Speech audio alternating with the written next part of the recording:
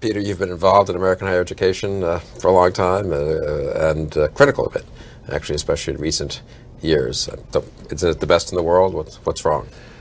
Well, I think sort of many of these challenges that we've discussed also apply in the higher education context, where it's probably if you define technology as doing more with less, education is perhaps the most anti-technological aspect of our society today, where you're getting the same at a higher and higher price. Right. The real costs of higher education since 1980 have gone up about 400%. It's after inflation, and it's not clear the quality's gone up at all. And so I think it's hard to even imagine how that is. I mean, it's not. The classrooms are the same, the teachers are the same, the facilities are a little bit better. 400%. It really is a bizarre. What do you think? Well, about it's on some level. On some level, the universities have found that they can just charge more every year, and I think the question is maybe why has there not been more resistance to these price hikes? And I think it again in part goes to this failure of an imagination of an alternate future, and so. Talented people should all go to the same universities, learn the same things, pursue the same types of careers, and so I think we have if we had an internet bubble or a housing bubble, we certainly have an education bubble today, and bubbles are characterized by things costing more than they're worth.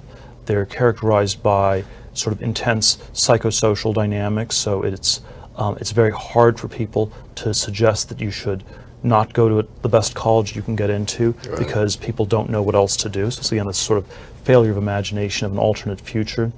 And bubbles are also characterized by abstractions away from reality. And so I think the word education itself is this incredible abstract filler. And it's worth drilling down a lot more on what is going on, and that's the sort of thing you're generally not allowed to do. So what is it specifically that you're learning? Right. So engineering, is it some rigorous humanities course, or is it just education in the abstract? I've often suggested you could think of this in economic terms. You can think of, is education an investment decision, where it's basically something you invest to get a better paying job? Is it a consumption decision where it's sort of a 4-year party? Maybe it's sort of a combination of a bad investment and bad consumption decision, where basically people think they are investing by consuming, which was characteristic of the housing bubble, where you bought an especially large house with a swimming pool and you patted yourself on the back for being an incredibly frugal investor. Right. And so there's sort of an aspect of that. But I've come to think that even more than investment or consumption, it's perhaps better to think of education as understood as an insurance policy, where it's probably not worth as much as people are paying for it, but they're scared of falling through the cracks in our society, and so as the cracks get bigger, we pay more and more for insurance against it. That's the way it's advertised. And then I think the reality is that it's the exact opposite of an insurance policy. It is actually sort of this crazy zero-sum tournament in which what really matters is getting into the best schools, and then a diploma from a third-tier university is really a dunce hat in disguise. And so there is. So I think at its core, it's perhaps a zero-sum tournament masquerading as general insurance, and that's incredibly dissonant. And can it be changed? I mean, as long as I came here to work in the education department, we thought higher ed was ripe for change, and it doesn't look very different now than it did 25, 30 years ago. The tone, historically, I think the tone has been set by the top universities. They have these enormously rich endowments, and they are incredibly resistant to influence from the outside. And so I do think it's the kind of thing that's very hard to reform from without. It is nevertheless, I think, heading towards a crisis of sorts, where it simply no longer works for the vast majority of middle-class students who are amassing enormous amounts of debt going to college. And so there is going to be enormous pressure. It's hard to say exactly what the timing on this is, but I think some of the online alternatives, are going to get more traction as these financial pressures start to mount. One of my friends has characterized the university system as the atheist church, which is sort of a successor to the Catholic Church. It's sort of universal, and that the university system in 2014, it's like the Catholic Church circa 1514. There's less diversity, so you have the Dominicans and the Franciscans and all these different orders, whereas the diversity between, say, the Harvard and Stanford political science department is considerably less. But it is sort of, you have this priestly class of professors that doesn't do very much work. People are buying indulgences in the form of amassing enormous debt for the sort of secular salvation that a diploma represents. And what I think is very similar to the 16th century is that the Reformation will come largely from outside. It will, and then at some point maybe there will be some internal need to adapt. Right. But I think the first move will have to come from outside, because you have sort of systems that are so far decoupled from what actually makes sense, and the people are so they're so bought into a system that does not work that I think you will see enormous resistance from the faculty. And I think it seems to me it's a combination of sort of bureaucratic sloth, I guess, and resistance to change on the one hand, and then the political correctness on the other. And I guess they go together more than perhaps some people focus on political correctness, the more ideological critics of higher education. The financial critics, focus on the self-perpetuating tenure system and endless growth, apparently, of bureaucracy and cost. But I suspect there's some relationship of those two. Well, there is a incredible conformity, and there is sort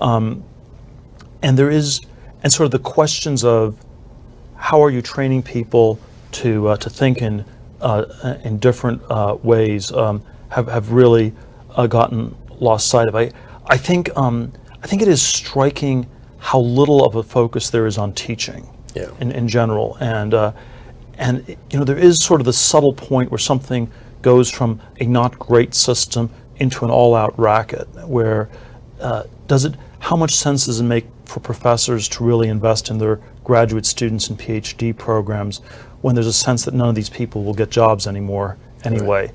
And so I think you are sort of in this zone of where it has in many ways become this incredible racket, and it is hard to really know what people inside it think.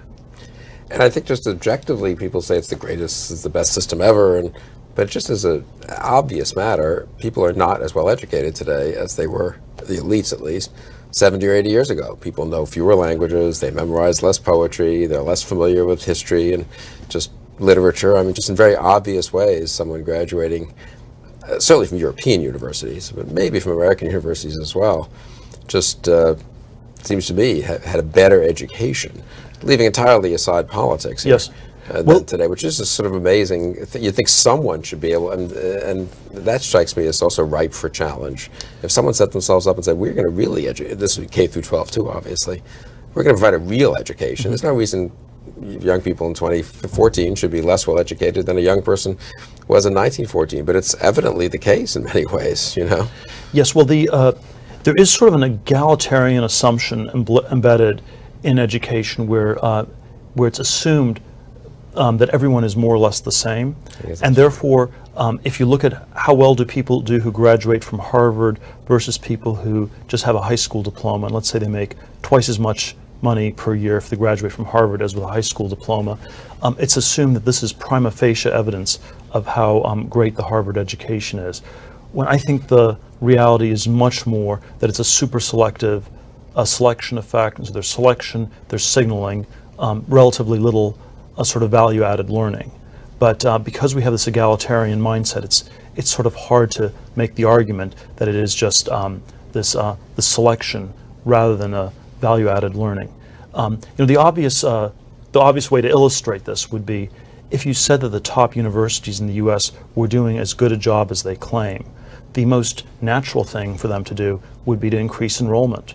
So if you say you have 1,600 people a year going to Harvard, and we're offering them a fantastic education that's making them much better than they otherwise would have been, could you sort of have some structured growth plan where you increase that number to maybe 3,000 over 20 years? Certainly the population of the country is a lot larger. Right. It's attracting people from all over the world. And so if you're offering such a great education, what sort of a product is it that where you wouldn't increase the number of people who use it? I mean, I think the only product I can think of where you would limit access as much would be a nightclub, which is sort of again a zero-sum product that's Right. based on exclusion. And I think that if you went to any of these top universities and you proposed doubling the enrollment, you would get a uniform opposition from the alumni, from the current students, from the faculty, because they would rightly perceive that it would make it less prestigious, even though that sort of goes very much against this egalitarian ethos that everyone's the same. Yeah, so that's a good contrarian point of view that you're taking there on higher education. But I think the rhetoric around education is always that it's a positive sum game, because Right. there's this naive intuition that knowledge. If I know something and I teach it to you, we both will know it, and so there's something about knowledge that's fundamentally this incredibly positive sum aspect, and I think it masks the very zero sum aspect of education. I mean, I went to law school, and if you look at the law schools, it's there's this brutal ranking on the U.S. News and World Report scale where the top three I think are still very good. So if you go to Harvard, Stanford, or Yale, that's really good. Then I think there's sort of four after that are pretty good, and then there's sort of the numbers 8 to 14, where maybe if you're in the top half of the class, and then probably numbers 15 to 200. It's very unclear whether it's a positive value for anybody who goes, or for bottom 90% of those classes. Yeah, it's kind of amazing how fast the law school situation seems to have changed in 5 or 10 years, which does make one wonder whether the apparent stability of higher ed in general, or I'd say education in general, or I'd say even more generally, whole chunks of the culture and of our institutions that seem so impervious to change, government would be another one.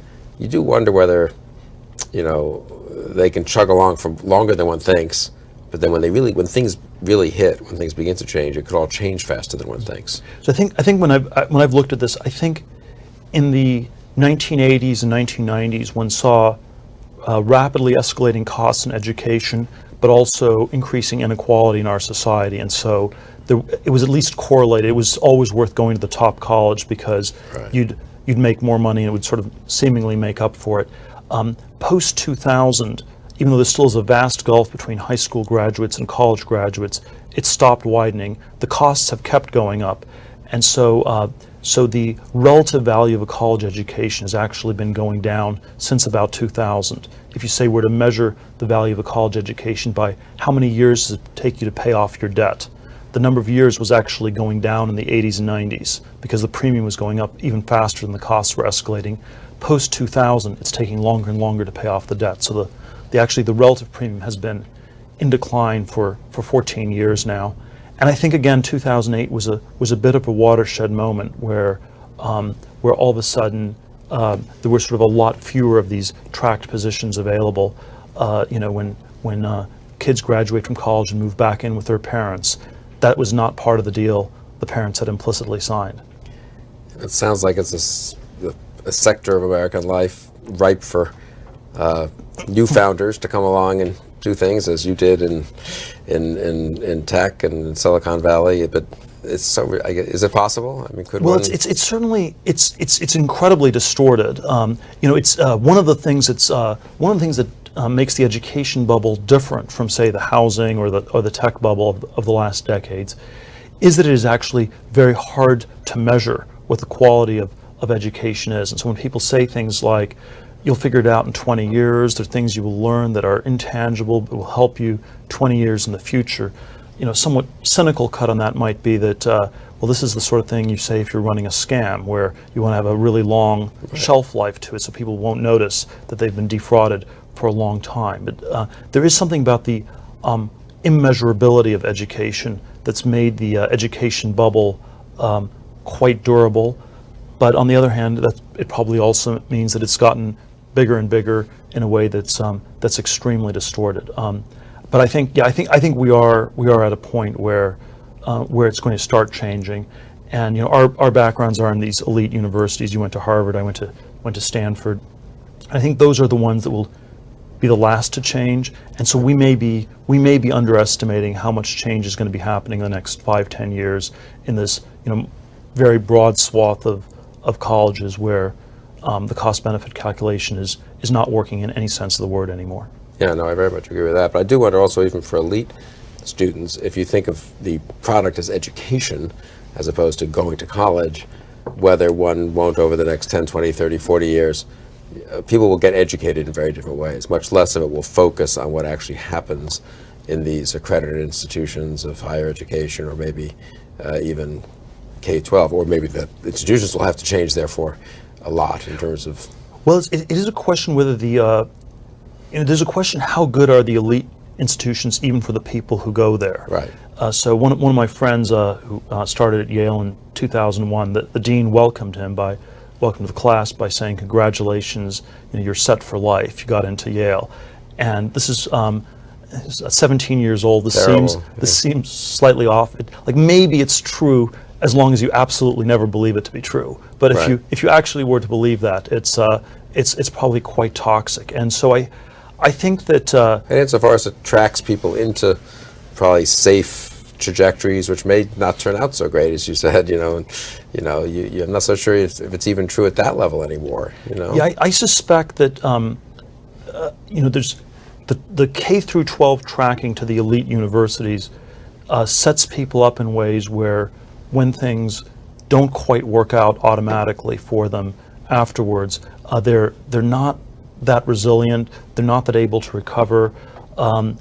There is an amazing degree to which people's ambitions get beaten out of them in these top universities. If I look at what people thought my senior year in high school, sort of like were very ambitious. They had all these ideas what they were going to do, and if you looked at the same people at sort of college plus 5 years, sort of 9 years later, let's say, it was amazing how much things have been ratcheted down. And so I do think there's something problematic where all the talented people go to these schools.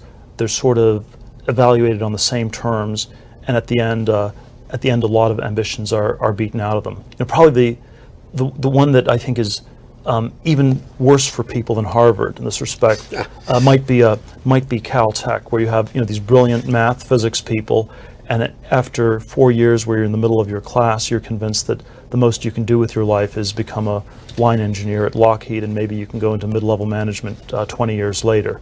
And so that sort of is characteristic of what I think has happened. And what I think we need to somehow find a way back to is this idea that that there's not just a single track, that there are very different things you can do.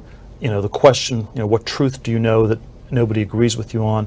The sort of career version of this is what are you really good at that other people aren't that good at, or something like that, and that somehow gets discouraged by this incredible homogenization. And big ambitions get discouraged, I think. Don't you think? Everyone, and it's true of all of us, I suppose. We decide we can make it in a certain line and do things a little, move ahead step by step with the kind of there's always the ambition to be a founder. That, to come back to what we were talking about earlier, that seems to be knocked out. Both the institutions and the mindset that permeates the institutions is almost a denial that ambition is reasonable or even possible. Well, there's a sense that there are all these people who are ahead of you. So there's always this sense there's so many people who are much better than you or just as good as you. So who are you to think that you can do anything different? And obviously, when everybody starts to think that, nobody does anything. And in fact, it becomes self-fulfilling once again, and no one does anything different.